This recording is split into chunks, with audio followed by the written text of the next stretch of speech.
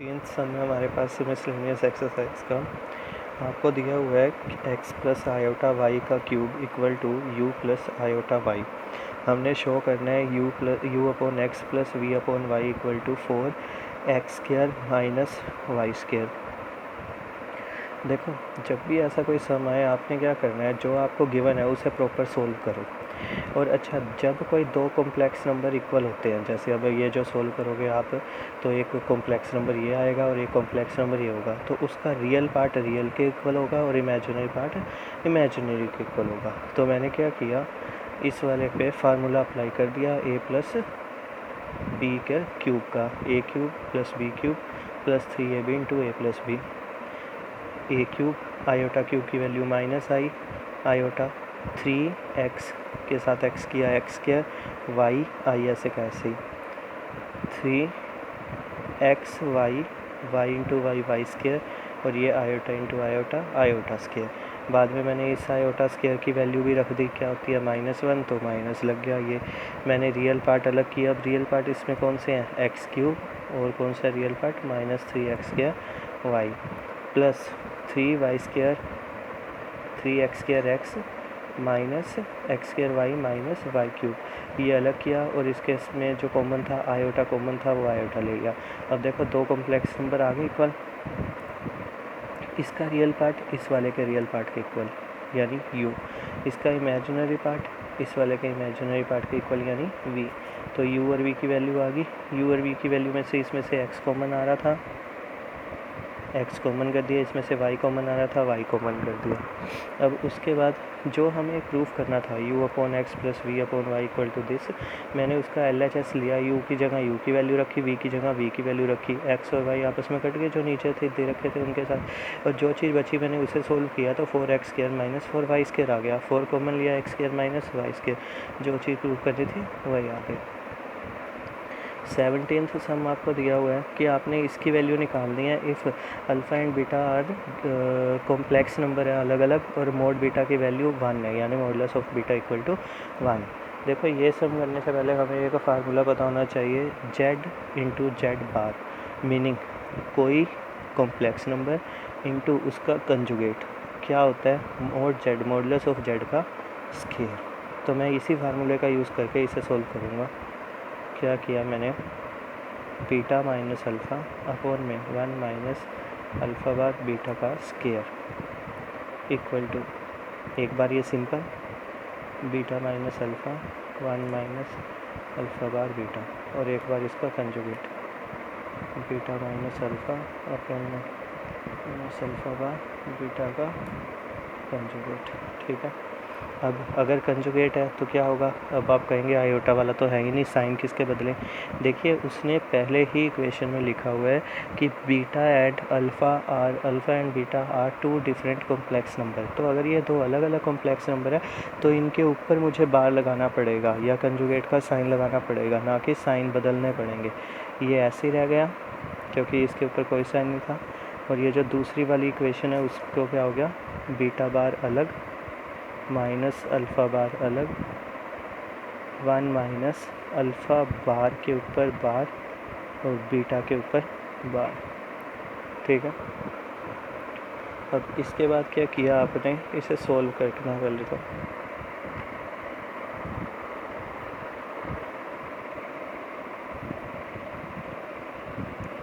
Beta minus alpha 1 minus alpha bar beta into beta bar minus alpha bar upon में 1 minus, देखो एक चीज़, किसी के भी कंजुगेट का कंजुगेट वो खुद ही होगा, माइनस आयोटा का कंजुगेट प्लस आयोटा का कंजुगेट माइनस आयोटा, यानी कि डबल कंजुगेट है। आपको वही इक्वेशन वापस दे देगा। तो यहाँ आ गया अल्फ़ा और ये आ गया आपका बीटा बार। अब आपने इन्हें मल्टीप्लाई करना है, ऊपर वाले को ऊपर वाले से, नीचे वाले को नीचे वाले से मल्टीप्लाई। बीटा से करते हैं हम, beta into beta bar minus beta into alpha bar. अब माइनस अल्फ़ा से करते हैं, minus alpha into beta bar minus minus plus alpha into alpha bar upon में 1 से करते हैं, 1 minus alpha beta bar minus this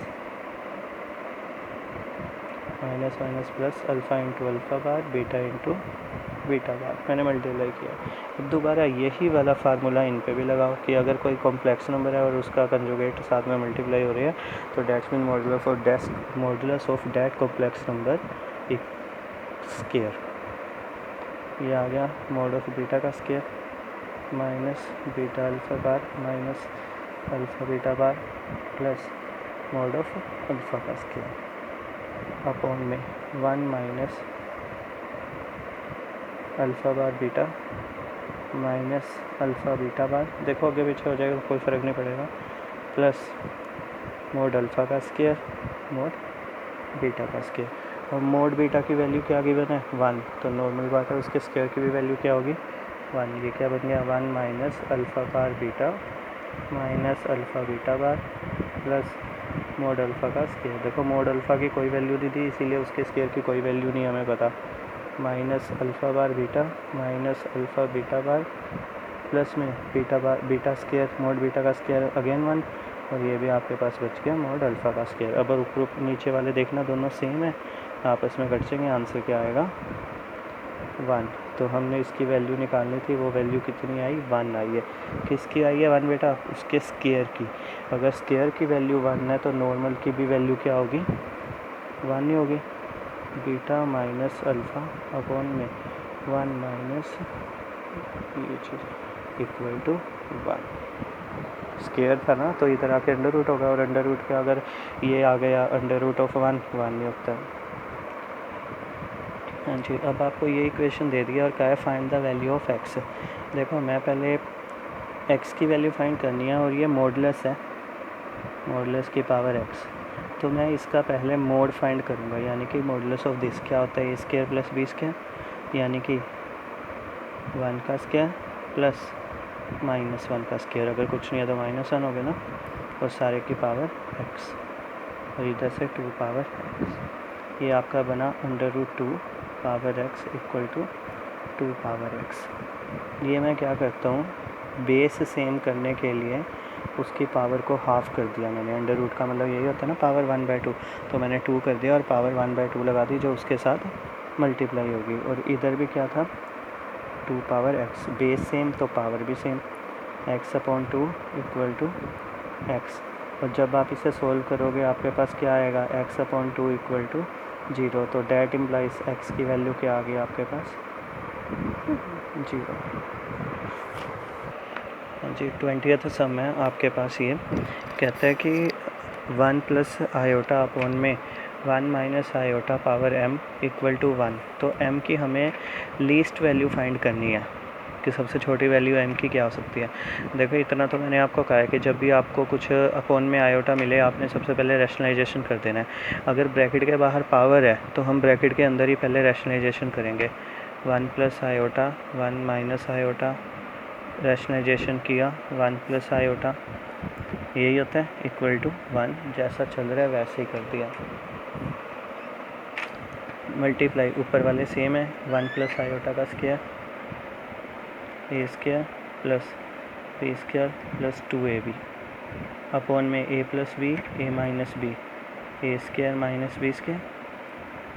power क्या चल रही है m, ठीक है। मल्टीप्लाई किया ऊपर 1 प्लस आयोटा 1 प्लस आयोटा को, और नीचे किया 1 माइनस आयोटा और 1 प्लस आयोटा को रैशनलाइजेशन करने के बाद।